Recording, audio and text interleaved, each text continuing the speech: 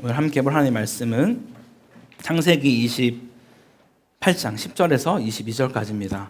제가 성경으로 구약 40에서 41페이지쯤에 있습니다. 다 찾으셨으면 한 절씩 교독하고 마지막은 합독하겠습니다. 제가 먼저 28장 10절 읽도록 하겠습니다. 야곱이 브엘세바에서 떠나 하란으로 향하여 가더니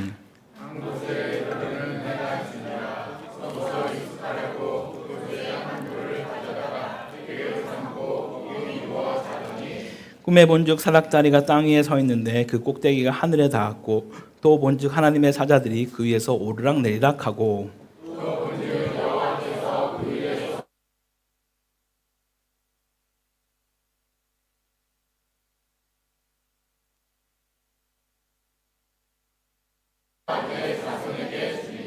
내 자손이 땅의 티끌같이 되어 내가 서쪽과 동쪽과 북쪽과 남쪽으로 퍼져나갈지며 땅의 모든 족속이 너와 내 자손으로 말미암아 복을 받으리라. 너와 함께 있어 내가 어디로 가든지 너를 지키며 너를 이끌어 이 땅으로 돌아오게 할지라. 내가 내게 허락한 것을 다 이루기까지 너를 떠나지 아니하리라 하시니라. 야곱이 잠에 깨어 이르되 여호와께서 과연 여기 계시거늘 내가 알지 못하였도다.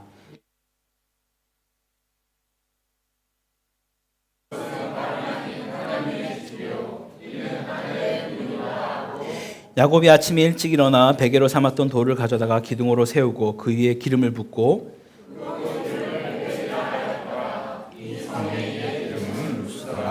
야곱이 서원하여 이르되 하나님이 나와 함께 계셔서 내가 가는 이 길에서 나를 지키시고 먹을 떡과 입을 옷을 주시어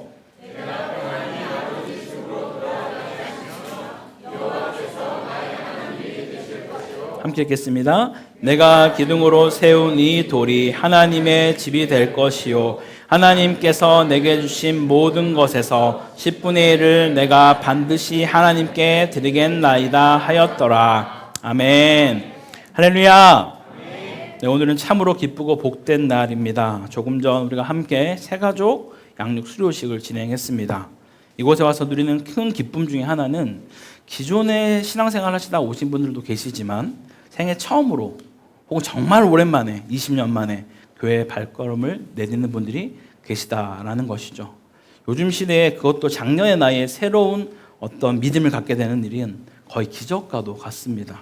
이번에 수료하신 세 분 모두 초신자에게 그 감격이 더욱더 남다른 것 같습니다. 타지에서 살아가는 일이 결코 쉽지 않습니다. 그러나 교회 공동체가 든든한 힘이 되고 또 무엇보다 주님이 평생의 피난처가 되어주셔서 날마다 평강을 누리시기를 간절히 소망합니다. 주님은 말씀하셨습니다. 너희가 서로 사랑하면 내 제자인 줄 알리라. 우리 공동체가 이 사랑의 말씀을 마음에 새기고 새 가족들이 교회 안에서 믿음과 사랑으로 뿌리내릴 수 있도록 따뜻하게 품어주고 함께 걸어가기를 소망합니다. 여러분 혹시 이런 순간을 살아오면서 맞이해 본 적 있으십니까? 계획했던 일이 틀어지고 붙잡았던 관계가 끝나버리고 가장 믿었던 사람이 등을 돌리는 그런 순간들 말입니다. 마치 세상이 멈춘 것 같고 숨 쉬는 것조차 버거운 그런 때가 때론 우리 가운데 찾아오기도 합니다. 제가 첫 사역지에서 만난 한 집사님이 그러한 시간을 좀 만나게 되셨습니다. 사랑하는 아내분이 교회 봉사도 누구보다 열심히 하셨고 직장도 학교 선생님으로서 정말 열심히 성실하게 담당하셨고 가정에서도 새 아이의 엄마로서 또 사랑하는 남편의 아내로서 그렇게 살아왔던 분이신데 갑작스럽게 심장에 바이러스성 무슨 감염이 되셨는데 어떤 시도를 다 해봐도 되지 않는 겁니다. 그래서 약 40일간 심지어 에크모까지 달아서 모든 시도를 다 해보았지만 결국은 주님 품에 안기게 되었습니다.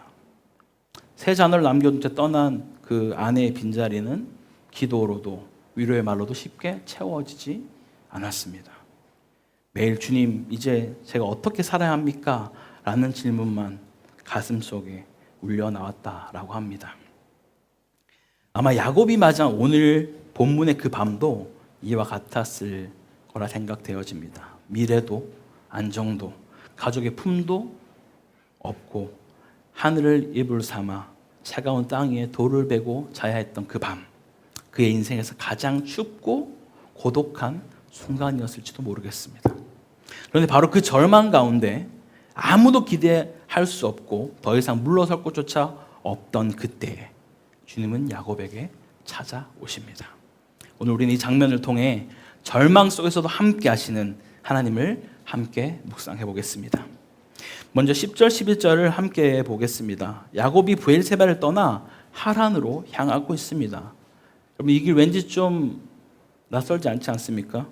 언제 한번 이 길을 본 적이 있습니다.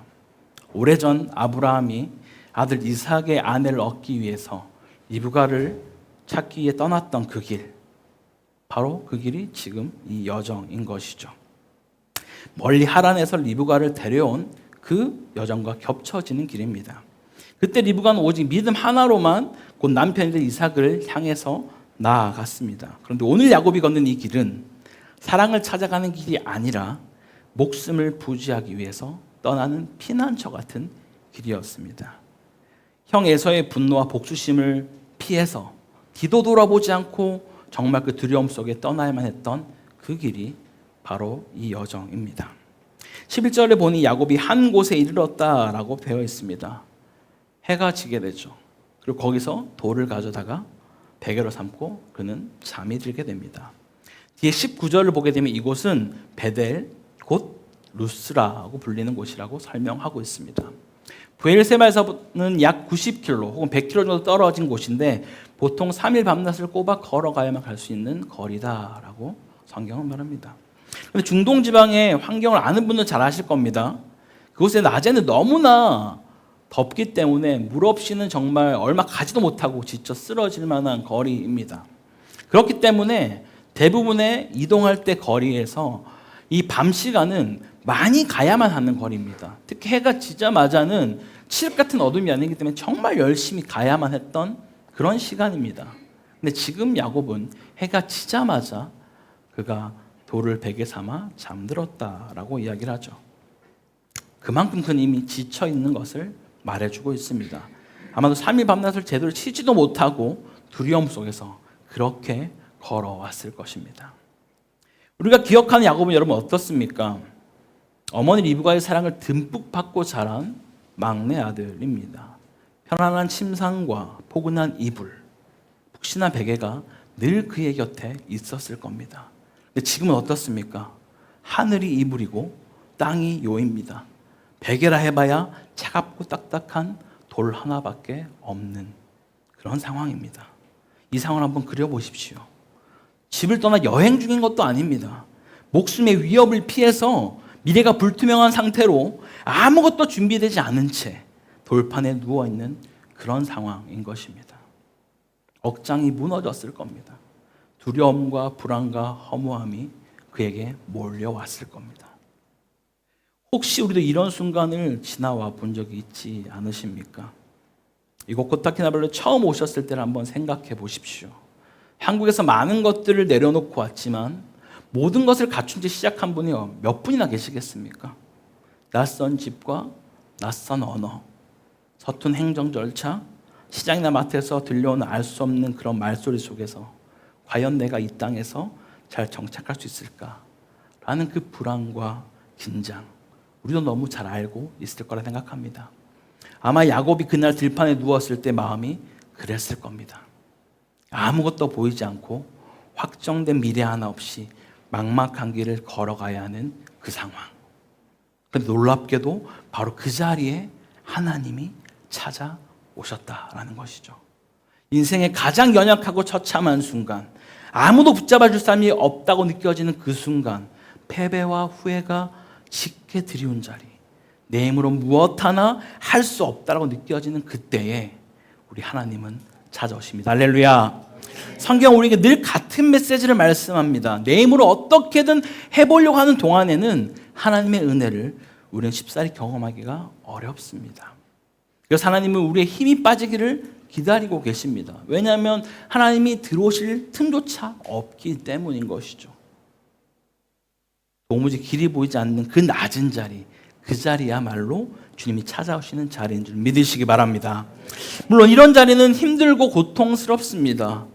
하지만 반드시 믿으셔야 합니다. 그 순간이야말로 하나님을 깊이 경험하는 복된 자리라는 것을 말입니다. 자, 이제 하나님은 먼저 야곱에게 보게 하시고 또 듣게 하십니다. 함께 12절을 같이 한번 읽어보겠습니다. 시작. 꿈에 본즉 사닥다리가 땅 위에 서 있는데 그 꼭대기가 하늘에 닿았고 또 본즉 하나님의 사자들이 그 위에서 오르락내리락 하고. 야곱이 본 것은 참으로 독특한 장면입니다, 여러분. 사닥다리가 하늘에 닿아 있고 그 위로 하나님의 사자들이 오르락내리락 하는 그런 모습, 하늘과 땅이 연결된 모습을 그는 확인하게 되었다라는 것이죠. 야곱이 부모의 품을 떠나게 되었을 때 그의 마음속에 가장 크게 자리 잡은 감정은 아마 먹먹함이었을 겁니다. 내가 과연 하나님의 관심사가 될 수 있을까? 잘해도 부족할 판에 내가 지금 여호와 이름까지 망령되이 불렀던 그런 나를 하나님이 어딜 떠나 보실까? 그런 마음이, 그런 두려움이 그 생각 가운데 있었을 겁니다. 우리도 마찬가지입니다. 신앙생활을 잘 하다가도 내 힘으로 감당할 수 없는 그런 시련이 닥치면 이런 생각이 드는 것이죠. 하나님이 정말 나를 돌보고 계시는 것일까? 나라는 존재를 알긴 하실까? 이런 나를 무엇이 이뻐서 봐주시겠어? 라는 그런 생각들이 때론 우리에게도 찾아올 때가 있습니다. 그런 야곱에게 하나님은 하늘과 땅이 연결되는 그 환상을 보여주시고 그리고 이렇게 말씀하십니다. 15절을 함께 읽겠습니다. 시작. 내가 너와 함께 있어 내가 어디로 가든지 너를 지키며 너를 이끌어 이 땅으로 돌아오게 할지라. 내가 내게 허락한 것을 다 이루기까지 너를 떠나지 아니하리라. 아멘. 여러분 아멘이십니까? 하나님 말씀하고 계시죠. 야곱아, 내가 너와 함께 하겠노라고. 내가 어디에 가든지 내가 너를 지키며 내가 너를 떠나지 않으며 버리지 않겠다라고 말씀하고 계십니다. 이미 야곱의 심정은 정말 내가 이 땅에 나만 있는 것 같은 그런 외로움과 고독 속에 있었는데 하나님이 환상을 보여주면서 아니, 내가 너와 함께 하고 있단다. 내가 결코 너를 떠나지도 버리지도 않는단다 라고 말씀하고 있는 것이죠. 여러분, 근데 지금 이 야곱이 이 말씀을 들었던 때가 어떤 때입니까? 누구보다 거룩하고 구별된 삶을 살고 있으면서 하나님 보기에 정말 흡족한 그런 상태의 삶이었습니까? 아니죠. 아닙니다. 그는 시대 사개극을 지금 버렸고 하나님의 이름까지 망령되이 불렀던 자가 바로 이 야곱이었습니다. 오직 자기의 유익을 위해서 그 복을 얻기 위해서 남을 속이는 삶을 살았던 자, 그 사람이 바로 야곱인 것이죠. 그런데도 주님은 이런 야곱을 붙들어 주셨습니다. 왜요? 그를 부르신 것은 그의 어떠함 때문이 아니라 조건 없는 하나님의 은혜이기 때문입니다. 할렐루야! 야곱에게 찾아오신 하나님은 오늘 우리의 삶에도 동일하게 찾아오는 줄 믿습니다. 우리가 사는 세상은 하늘과 단절된 곳이 아닙니다. 예수 그리스도께서 이 땅에 오심으로 하늘의 문을 열린 것이죠. 그리고 그분이 십자가에 죽으심으로 우리는 하나님의 은혜의 보좌 앞으로 담대히 나아갈 수 있게 되었습니다. 야곱처럼 상황이 우리를 바닥까지 끌고 내려간다 할지라도 우리는 예수님 때문에 하늘이 열렸다는 그 사실을 붙들고 살아야 합니다. 하늘을 경험하며 사는 사람은 더 이상 이 땅의 방식에 묶이지 않고 하늘의 방식으로 하늘과 연합하여 살아가는 것이죠. 이런 하나님을 보고 듣고 경험한 야곱은 16절에서 이렇게 고백합니다. 여호와께서 과연 여기 계시거늘 내가 알지 못하였도다. 외롭고 고독하고 처절한 그 자리, 혼자 있을 거라 생각했던 그 자리에 하늘로부터 임하신 주님의 임재를 그가 경험하게 된 것이죠. 이 여기라는 것은 단순히 이 루스라는 지명을 가리키는 것이 아닙니다. 그의 절망, 고독, 죄책감 한가운데 하나님이 함께 거하셨다라는 것을 말씀하는 것이죠. 17절에서는 이렇게 말합니다. 함께 읽겠습니다. 이에 두려워하여 이르되 두렵도다 이곳이여 이것은 다름 아닌 하나님의 집이요 이는 하늘의 문이로다 하고. 여러분, 참된 하나님을 우리가 만나게 되면